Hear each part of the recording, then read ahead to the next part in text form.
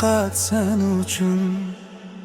Tunjim shahar uxlab, yuragim bedor, isming labimda takror va takror. Bir qarashing yetar dunyoni o'zgartir, oddiy yigitni orzuga aylantir.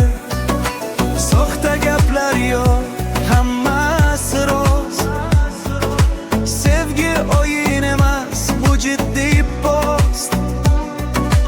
Yonimda bo'lsang bas menga hammasi. Gul hayot, hayotim manzili nafasi. Qancha yo'l bo'lsa ham birga boraman.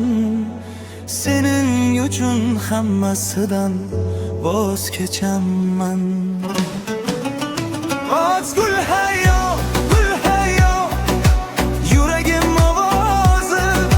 Har urishda aytar faqat sening noming yod. Gul hayot, gul hayot, nafasim sen. Bu dunyoda menga kerak faqat sen.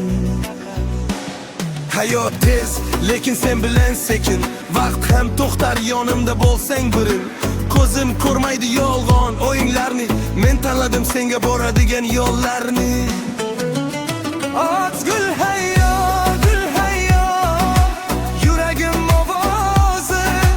Har urishda aytar faqat sening nomingni. Gul hayot, gul hayot, nafasim sen. Bu dunyoda menga kerak faqat sen.